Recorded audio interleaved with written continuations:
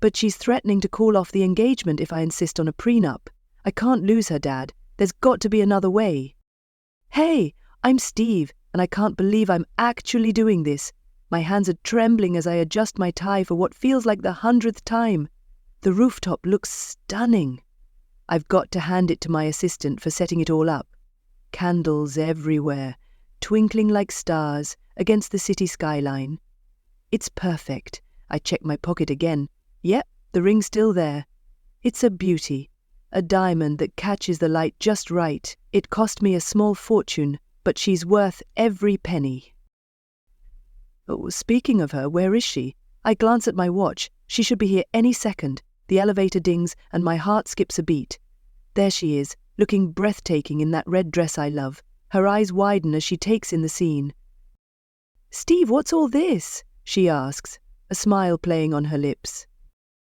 I take her hand and lead her to the center of the rooftop. "Just a little surprise for the most beautiful woman in the world," I say, trying to keep my voice steady. We chat for a while, sipping champagne and admiring the view, but I can barely focus on the conversation. My mind is racing, rehearsing the words I've practiced countless times. Finally, I take a deep breath. It's now or never. "Penny," I begin, dropping to one knee. Her eyes go wide, and she covers her mouth with her hand. "From the moment I met you, I knew you were special. These past 2 years have been the best of my life, and I can't imagine spending another day without you by my side." I pull out the ring box and open it, the diamond glittering in the candlelight. "Will you marry me?" For a moment, time stands still. Then her face breaks into the biggest smile I've ever seen. "Yes, oh my God, yes!" I slide the ring onto her finger, and suddenly she's in my arms, kissing me like there's no tomorrow. When we finally pull apart, we're both laughing and crying at the same time. "I love you so much," she whispers, her forehead resting against mine. "I love you too," I reply, feeling like the luckiest man alive. We spend the rest of the evening on that rooftop, dreaming about our future, our perfect house, the kids we'll have, the places we'll travel to on our honeymoon. It all feels so right, so perfect. As we're leaving, Penny pauses and turns to me. "Steve, this is the happiest night of my life. I can't wait to start our life together." I pull her close and kiss the top of her head. "Me neither, babe. This is just the beginning." Little did I know, it was also the start of the end. "Hey, I'm Penny. I can't stop staring at this ring. It's absolutely stunning, exactly what I've always dreamed of." Steve really outdid himself with that proposal. The rooftops, the candles, the view, it was straight out of a movie. Curled up on the couch, flipping through bridal magazines, I hear Steve come in. He looks nervous, which is odd. He's usually so confident. "Hey, babe," I say, patting the spot next to me. "Come look at these venues I found." He sits down, but he's tense. "What's wrong?" I ask, trying to keep my tone light. "Penny, we need to talk," he says, and my stomach sinks. Those words are never good. "What is it?" I ask cautiously. He takes a deep breath. "I think we should consider getting a prenup." I freeze. "A prenup? Is he serious?" "Whoa, whoa, whoa!" I ask, my voice sharper than I intend. "Don't you trust me?" "Of course I trust you," he says, running a hand through his hair. "It's just, with the company and everything, my lawyer thinks it's a smart idea. It's about protecting both of us." I feel my blood boil. Protect us? More like protect himself and his precious company. "So what? You think I'm only marrying you for your money?" I snap, standing up. The bridal magazine tumbles to the floor, forgotten. "No, that's not it at all," Steve protests, but I'm not listening. "I can't believe this," I say, pacing the room. "I thought we were partners, building a life together, but apparently you don't trust me enough to share that life completely." Steve gets up and reaches for my hand, but I pull away. "Penny, please, it's not about trust, it's just a precaution." "A precaution? Against what, Steve?" "Against me," I shout. "If you want a prenup, forget this wedding altogether." His face pales. What are you saying? I'm saying if you don't drop this prenup nonsense, the engagement is off, period. With that, I storm out, slamming the bedroom door behind me. I throw myself onto the bed, seething. How dare he? After everything I've done for him, standing by his side as he built his company from scratch. This is how he repays me? As I lie there, a thought creeps into my mind. Maybe I've been too trusting. Maybe it's time I start looking out for myself. If Steve doesn't trust me with his money, why should I trust him with my future? I grab my phone and start scrolling through my contacts. There has to be someone who can help me figure this out, someone who knows how to deal with men like Steve. A small smile crosses my lips. Oh, Steve, you have no idea what you've just started. I can't believe I'm sitting in my dad's study, feeling like a kid who's messed up again. The prenup thing with Penny? It's a disaster. Dad's looking at me with a mix of concern and disappointment, the same look he gave me when I totaled my first car. Suck, he says, leaning forward in his leather chair. You've built something incredible with your company. You can't just throw caution to the wind because you're in love. I run my hands through my hair, exasperated. Dad, I get it, but you don't know Penny like I do. She's not after my money, I argue, watching my dad sigh as he takes off his reading glasses. Steve, I've seen this before, he says, his tone firm. Your assets are too substantial to risk going into a marriage unprotected. This isn't about trust, it's about being smart. But she's threatening to call off the engagement if I push for a prenup, I counter. I can't lose her, Dad. There has to be another way. He studies me in silence for a moment, before leaning back in his chair. Who do you trust most in the world, son? The answer comes easily. You and Mum, of course. Dad nods, his expression thoughtful, as a plan begins to form. Then I have a solution. Transfer everything, your shares, the house, the cars, into our name. I blink in shock. What? How would that even work? You'd be an employee of the company, drawing a reasonable salary, he explains. That salary would be your only asset. If you need more, you can always come to us. Penny doesn't need to know the specifics. The idea is overwhelming, so I'd owe nothing. On paper, yes, Dad confirms, but in reality everything would remain within the family and protected. Leaning back, I try to wrap my head around the concept. It's drastic, but, and I'd still be able to live my life as usual? Absolutely, Dad assures me. Nothing about your day-to-day would change, it's just a safeguard. I think about Penny, about the life we've been planning together, about the hurt in her eyes when I brought up the prenup. Finally, I nod. All right, let's do it. The next few weeks are a whirlwind of legal meetings, paperwork, and asset transfers. When it's all finalized, I'm just a regular guy with a decent salary on paper, even though I'm the founder of a multi-million-dollar company. When I tell Penny I've dropped the idea of a prenup, the joy on her face almost erases the nagging doubt in the back of my mind. Almost. I knew you'd come around, she says, kissing me. I can't wait to start our life together. I hug her tightly, pushing down the guilt. This is for us, I tell myself, for our future. But as I fall asleep that night, I can't shake the feeling that something is off. Why does doing the right thing feel so wrong? Steve finally came to his senses about that ridiculous prenup. I knew he would. He'd be crazy to let me go. Now everything is perfect. The wedding plans are in full swing and I'm living my dream. The big day arrives and it's everything I've ever wanted. The dress, the flowers, the venue. It's like a fairy tale. As I walk down the aisle and see Steve's face light up, I think to myself, I've done it. I've got it all.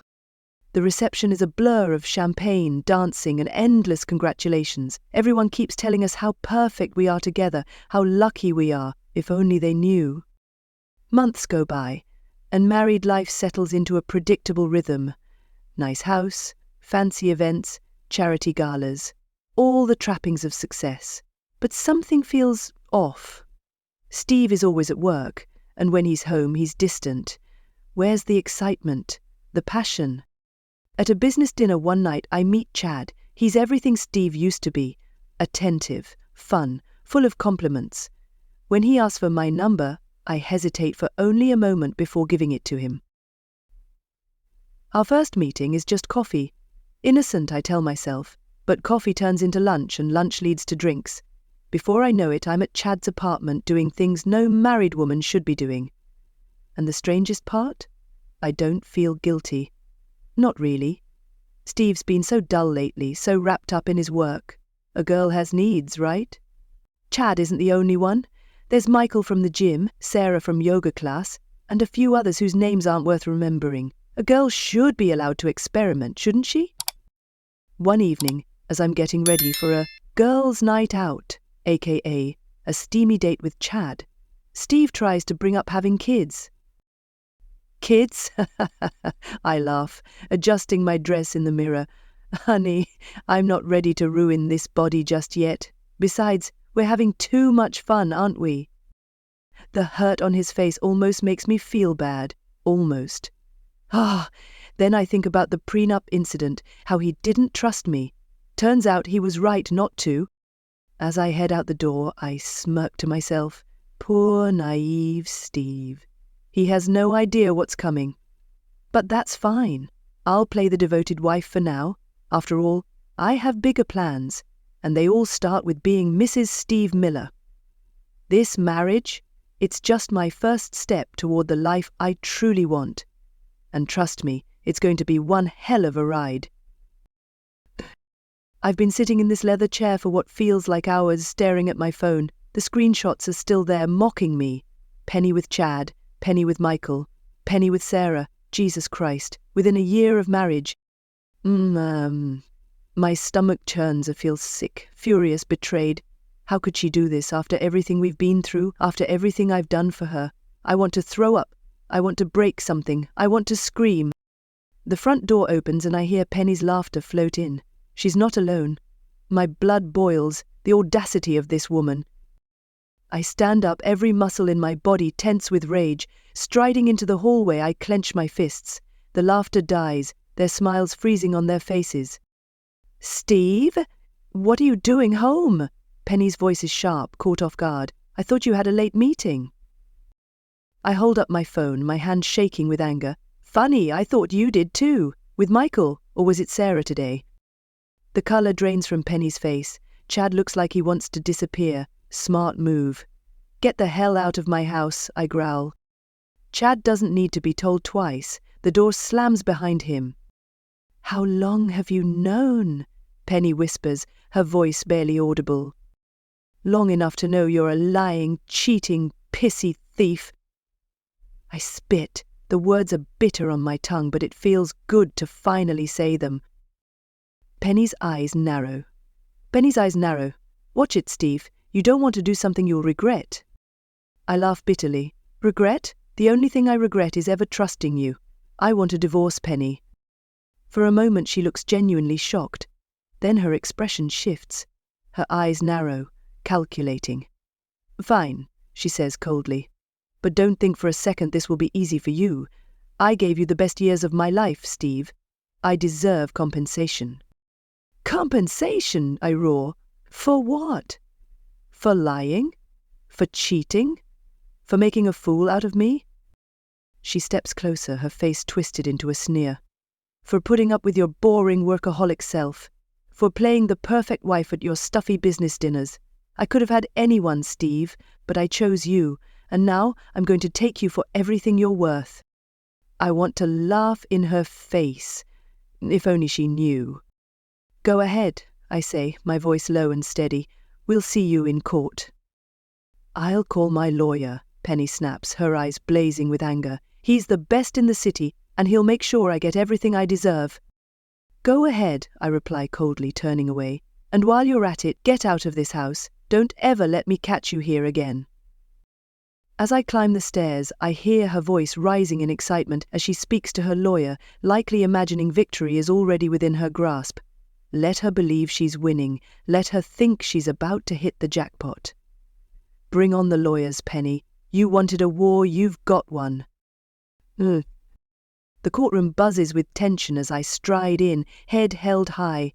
My lawyer, Richard Shark, a real legal powerhouse, walks beside me, exuding confidence. Across the aisle, Steve sits with his attorney, looking irritatingly calm. I throw him a smug smile. He has no idea what's about to hit him.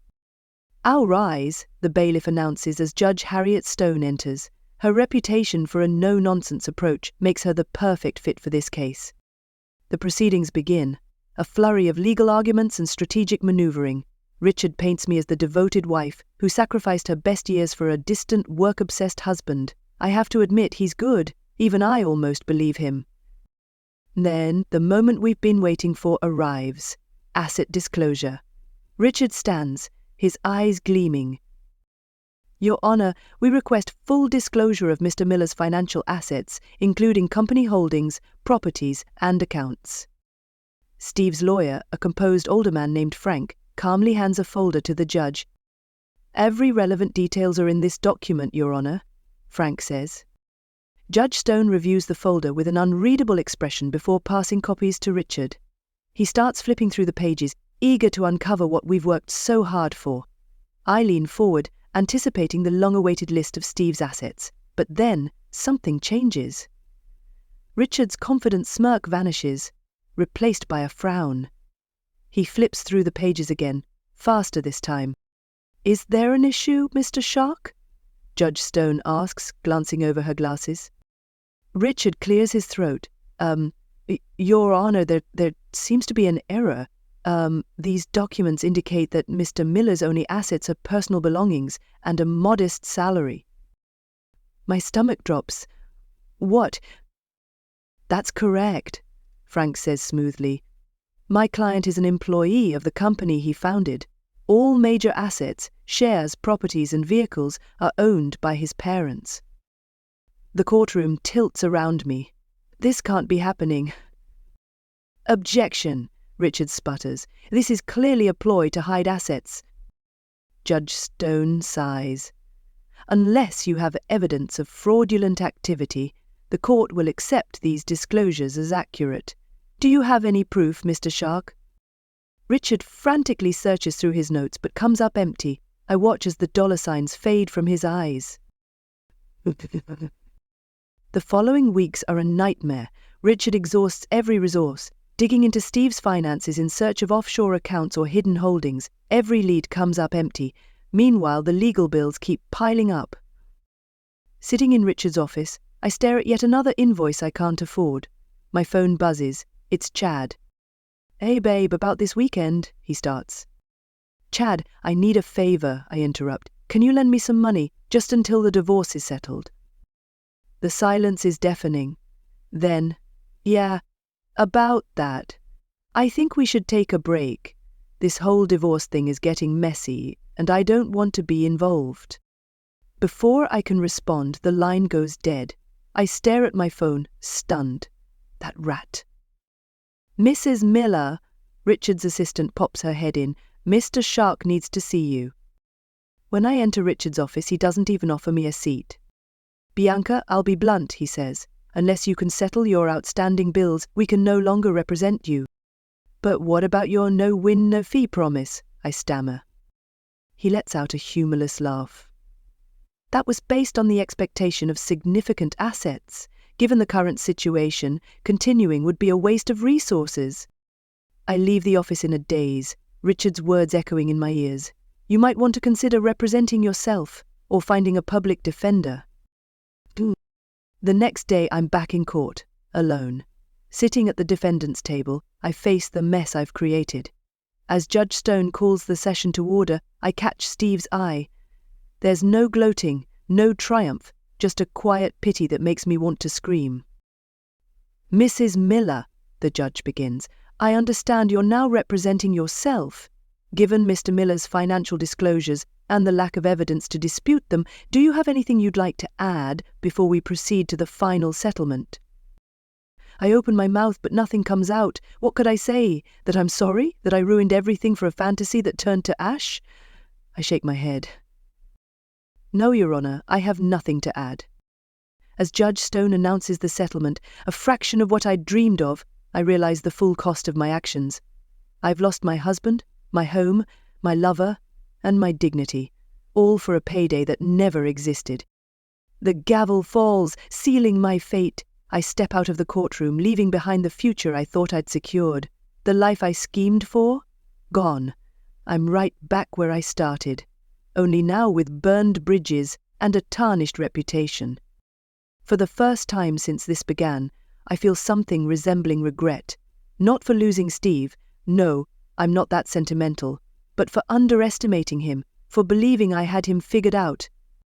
Now, as I hail a cab, reality sets in. No wealthy ex-husband, no lavish settlement, just me, alone, asking one burning question.